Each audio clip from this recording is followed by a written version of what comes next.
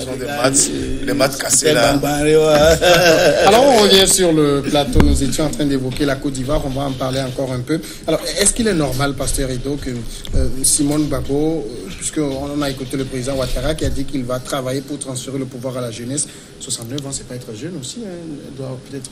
Non, 69 ans, il y a des gens qui accèdent au pouvoir. Oui, aujourd'hui la donne semble changer, Non, vous avez vu la non, France, vous voyez la Belgique, vous voyez l'Autriche, vous voyez... D'ailleurs, je crois que Alassane Ouattara a fait référence dans son discours, dans son récent discours, à ces jeunes-là qui accèdent au pouvoir, comme le président français, il a parlé de l'Autrichien, il a parlé du Belge, du Premier ministre belge. C'est vrai, quand même que les choses ont changé, mais si les Ivoiriens arrivent à apporter le choix, apporter le choix sur le continent, on a encore beaucoup de septuagénaires, octogénaires qui s'accrochent comme des porcs épiques. Oui, mais bien sûr. Je crois que il va falloir que la jeunesse s'active pour prendre le pouvoir. Déjà, il faut que les aînés se retirent. Oui, c'est tout à fait normal que les aînés doivent se retirer, mais il va falloir quand même que la jeunesse aussi bouscule. Je crois que c'est très important. Bon, donc, à 69 ans, vous voyez une vie politique bien nourrie encore à Simone Gbagbo? Oui, Simone Gbagbo, c'est un animal politique. Vous savez, moi, je l'ai connu ici, quand elle était venue dédicacer son ouvrage, Ma parole d'honneur. Ma parole d'honneur. Donc, moi, j'étais dans le comité d'organisation, donc je l'ai connu, et puis j'étais aussi... j'ai fait un bref séjour en Côte d'Ivoire où j'ai rencontré la dame. Donc, je la connais, et je sais, et tout le monde la connaît. C'est un animal politique. Son retour sur la scène politique, c'est parti encore pour durer. Parce que là, avec ce que nous avons vu, d'abord, c'est le parti politique, c'est FPI qui va se reconstruire. Et peut-être que Afi N'Guessa, un véritable désaveu pour Afi N'Guessa dans ce parti-là, et ça il faut déjà qu'il se prépare, peut-être pour resserrer le rang de la grande famille. De président au cours du dernier congrès. Non, bien sûr, on sait comment ça s'est passé le congrès là. Afi N'Guessa. Non, c'était le FPI dilué, disons-le, FPI dilué qui n'avait pas de poids. Donc je crois qu'aujourd'hui, la dame, elle est revenue. Il faut lui donner un peu de temps de se retrouver. Déjà, quand même, on sent quand même que elle déborde encore d'énergie. Elle déborde encore d'énergie pour la politique. Pour nous, on va attendre pour voir. C'est une femme de fer, une femme considérée en Afrique, quoi qu'on dise. Comme je l'ai dit tout à l'heure, les cartes vont se redistribuer. Et la dame, Madame Simone Gbagbo, n'a pas encore dit son dernier mot. D'accord. Alors, Analyse Soso, est-ce que vous trouvez normal ces partis sur le continent qui se construisent toujours autour de quelqu'un? C'est-à-dire, il n'y a pas Gbagbo, le parti, il y a eu scission, et puis Gbagbo revient, et puis bon, tout le monde dit c'est l'occasion de se retrouver. C'est normal quand ça se passe comme ça? Moi, je trouve que dans tout parti, il faut toujours un leader. C'est parce qu'il n'y a pas de leadership affirmé il y a des scissions autour des partis. Ça, c'est un aspect qu'on doit reconnaître.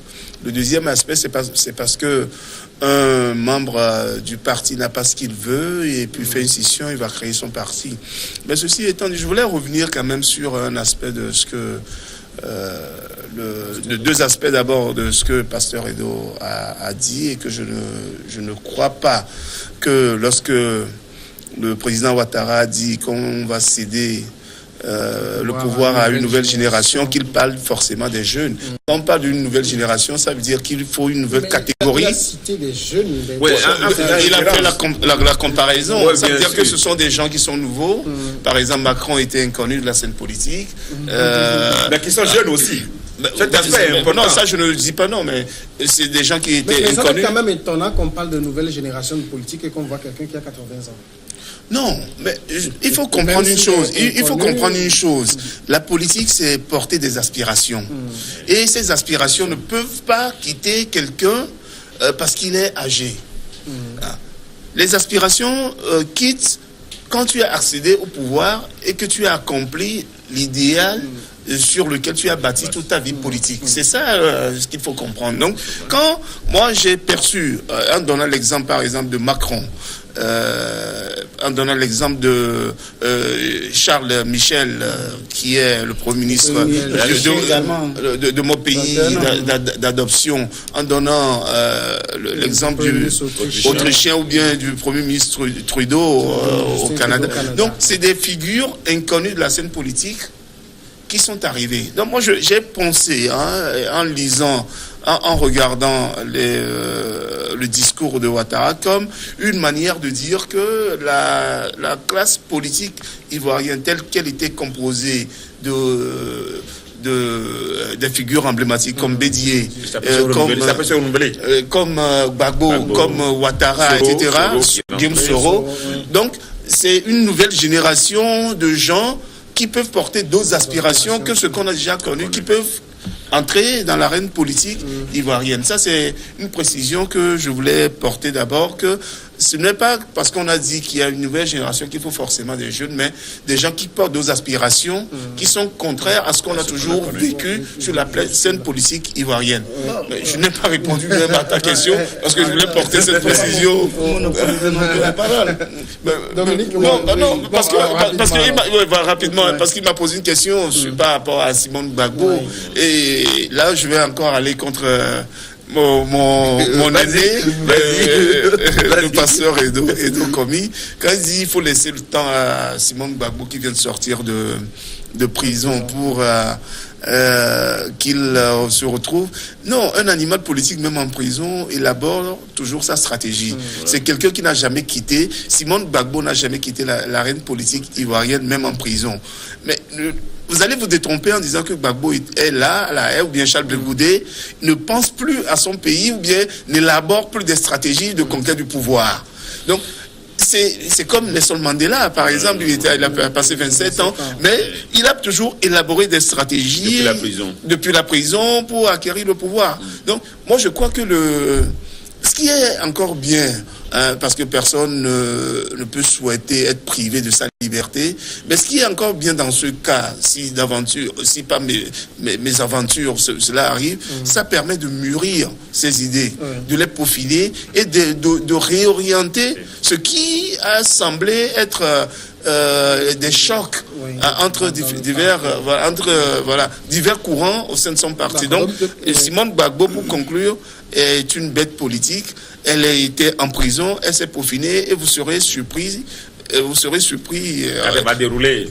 De voir dans des jours qui viennent, moi je suis sûr, dans les jours qui viennent, vous allez être surpris de voir la bête politique que ça va chambouler toute la scène politique ivoirienne. Il y a encore un avenir sur la scène politique ivoirienne pour Simone? Bon, pourquoi pas, comme ils l'ont dit, pour qui connaît cette dame, elle n'est pas une femme à dormir, à croiser les bras. Elle est très active, et c'est ce que je disais tantôt, que derrière le FPI, le statut du FPI tourne autour d'elle, en fait. Et c'est elle qui a mené, qui a fait l'essentiel pour que le FPI se retrouve au pouvoir. Donc, je me dis que, encore que ces hommes de main sont tous libérés, Ida Kwasi, d'autres encore, donc je crois que c'est ça, le noyau de ces partenaires politiques, pas ces hommes de main. Non, ces hommes de main, c'est comme tu es toujours guerrier. Non, je l'ai dit dans un sens réel parce que je sais de quoi ce que les Ida Kwasi ont fait dans ce pays au moment où on a tenté entre-temps de liquider certains leaders politiques, notamment Ouattara, vous vous rappelez, après ces événements, c'est dans ça que le ministre Bougadoudou a été tué. Donc, et le général Gueye également. Donc, c'est les hommes durs du FPI. Maintenant, est-ce qu'ils ont cette verbe, cette force encore pour relancer le parti? Bon, il faut le dire, le parti est divisé aujourd'hui en deux. C'est vrai que l'aile sangariste. L'aile sangariste est restée fidèle, mais l'aile Afingessant, bon, s'affronte un peu. Est-ce qu'ils vont rejoindre l'aile, surtout que Madame Simone Gbagbo maintenant est libre, est sortie. Est-ce qu'il va se décider finalement à se rallier à lui pour former un parti unique où ils vont rester toujours déchirés? Bon, Et ça, c'est ce que nous allons voir dans les prochains jours. D'accord, on va évoluer maintenant vers la République démocratique du Congo. 23 candidats ont déposé leur dossier pour succéder au président Kabila qui ne peut plus se représenter le 23 décembre prochain. Selon un décompte jeudi de la commission électorale, c'est le président de la commission, Corneille Nangaa, qui donne ce décompte. 3 dossiers étaient en attente puisqu'il manquait des preuves de paiement de la caution de $100 000 tout de même. Jusqu'à minuit, certains candidats étaient encore à l'étape de la banque. Il y a parmi les 23 un seul dossier d'une femme. Et puis, on a les classiques, Jean-Pierre Bemba, Adolphe Mouzito et Sami Badibanga, 2 anciens premiers ministres. Il y a l'ancien président de l'Assemblée, Vital Kamerhe, le président de l'UDPS, Félix Tshisekedi. Il manque, vous l'aurez remarqué, un nom, Moïse Katumbi, qui n'a pas pu déposer son dossier de candidature. Voilà une élection, analyse sociale qui s'annonce palpitante. Oui, mais j'ai eu la chance d'avoir été à plusieurs reprises en République démocratique du Congo. J'ai côtoyé la classe politique congolaise dans l'exercice de mes fonctions. Et je connais à peu près les enjeux dans ce sous-continent, j'allais dire, qui est la République démocratique du Congo. Vous savez, le Congo est à l'image de presque tous les pays africains où chacun veut se montrer politiquement parlant pour être candidat à l'élection présidentielle, tout en sachant qu'on n'a pas un poids politique derrière et qu'on n'a pas une masse électorale derrière. Katumbi, je l'ai croisé, il était gouverneur du Katanga. Je ne l'avais jamais croisé, mais l'occasion a fait des choses que lui et moi, on s'est retrouvés à plusieurs conférences, à plusieurs réunions à Bruxelles, dans le cadre de la défense de la démocratie, des valeurs démocratiques et de l'expression plurielle. Ce qui m'a permis de l'approcher avec Madame Cécile Kyenge, qui est députée européenne et ancienne ministre de l'action sociale et puis de l'intégration en Italie, qui a subi des affres donc du racisme. Donc ça m'a permis de cerner un peu ce qui se passe au Congo. Je voudrais d'abord saluer le fait que Kabila a respecté la Constitution. Déjà, son mandat était terminé en 2016, je crois. Voilà. En novembre 2016, des élections devraient avoir lieu en novembre 2016. Et j'étais parti au Congo en octobre 2016, justement, pour voir l'état des lieux, alors que Bemba était à la CPI. Et ce qui ressort, c'est que les enjeux étaient tellement importants au niveau des richesses d'abord du pays, que de s'occuper d'un projet de société viable qui puisse donner un pain quotidien aux Congolais. Quand vous allez à Kinshasa, vous allez remarquer que un pays aussi immensément riche est aussi l'un des pays le plus pauvres du monde. Et que à chaque instant, je n'ai jamais passé une demi-heure dans mon hôtel sans qu'il y ait une coupure de courant. Quand vous allez dans la rue, vous voyez que les infrastructures n'existaient pas. L'eau courante n'existait pas. Et que ce qui faisait la force peut-être de la République démocratique du Congo, c'était la pléthore d'églises qui étaient dans chaque rue. Donc ceci étant dit, le retour de Bemba, par exemple, je trouve que c'est pas anodin.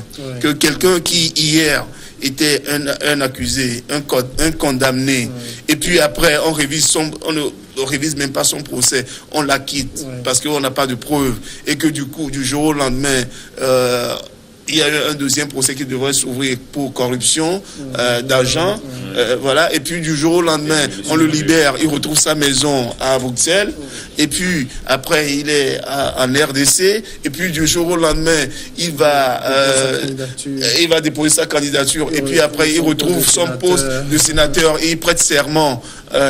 Donc tout ça c'est calculé, mais le fait que Kabila ne soit plus candidat est à saluer. Ça ouvre le jeu. Et ce que je déplore dans le départ de Kabila, c'est qu'il est parti en ramenant au devant le secrétaire permanent du PPRD,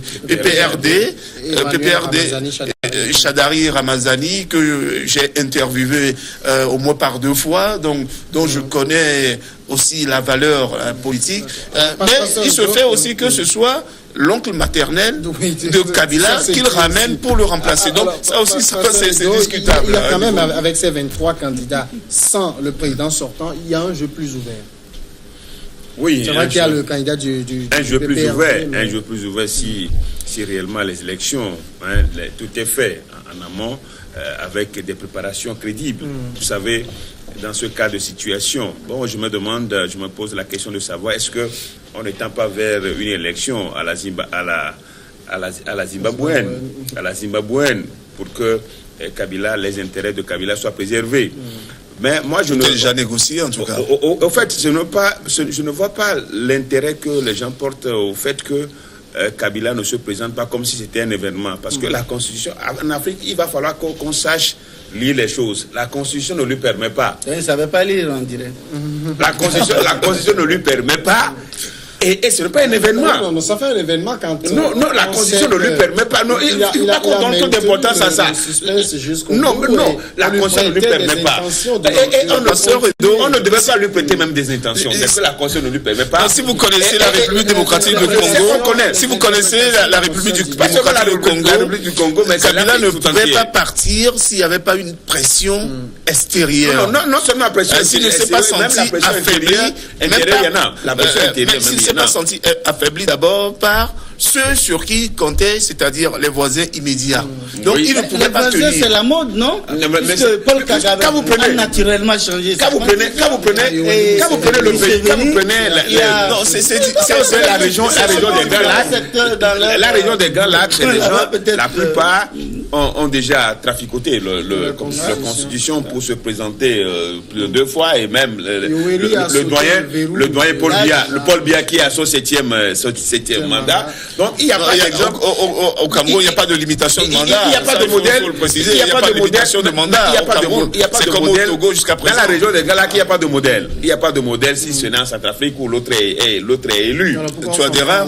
Oui, bien sûr. Bon, donc, moi je dis que c'est vrai quand même que les gens, beaucoup de personnes lui ont prêté l'intention de se présenter. Et c'est à la dernière minute, il l'a pas fait.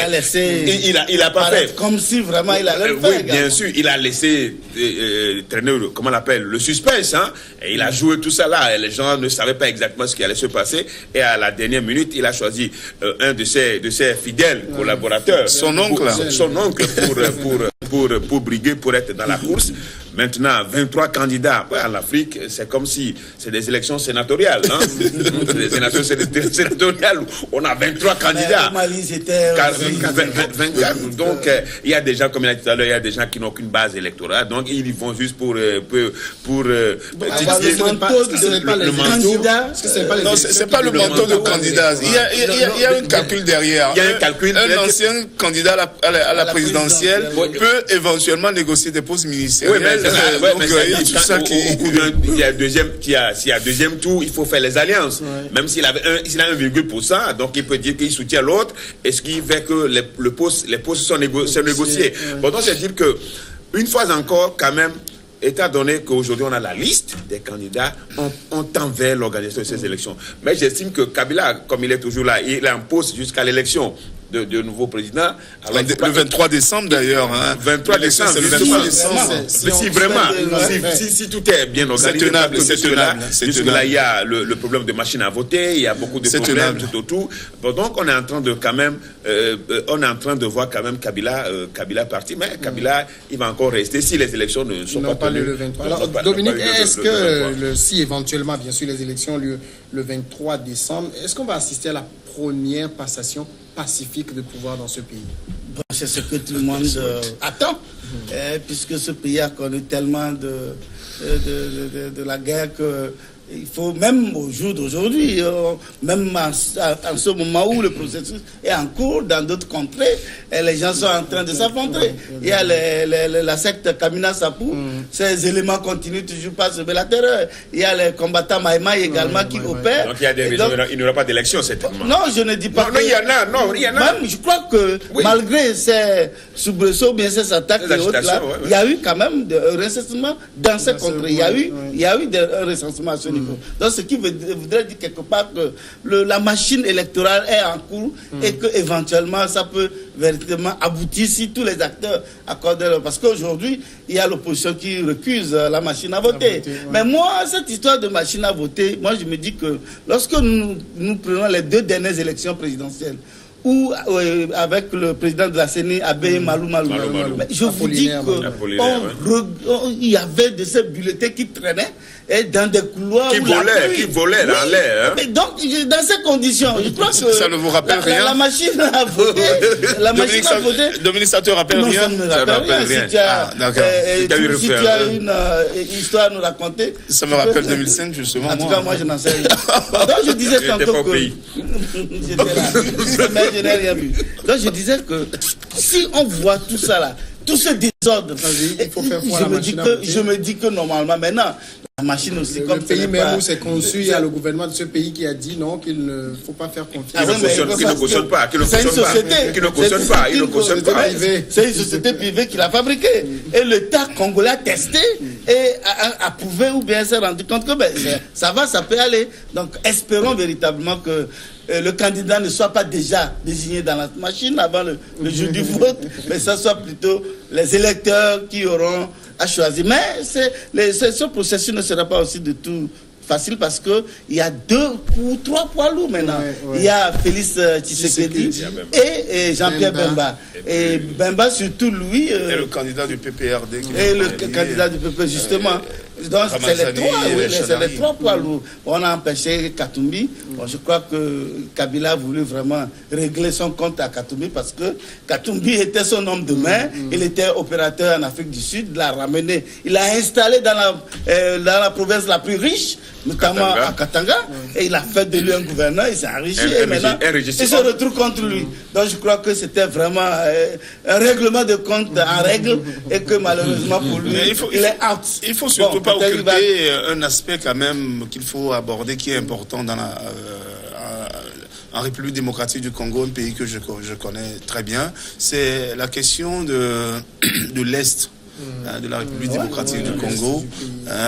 Donc, dans cette région où il y a toujours une rébellion qui est active, et cette rébellion, il faut en situer les origines. En fait, ce sont des Rwandais, des Hutus rwandais qui ne se retrouvent pas dans la politique de Paul Kagame, qui sont partis dans l'Ituri, justement, pour occuper l'Ituri, le Kivu en général, pas que le sud, mais le Kivu jusqu'au lac, et qui sèment du désordre. Est-ce que les Nations Unies, il faut aussi citer les casquettes bleues des Nations Unies, c'est la plus forte opération des Nations Unies, des casquettes bleues qu'on n'a jamais eu. Il y a des casquettes bleues. Ils peinent à s'imposer et à régler. C'est vrai que les rebelles ont été désarmés. Il n'y a jamais. Non, il faut dire qu'il n'y a jamais eu de rebelles désarmés en République démocratique du Congo.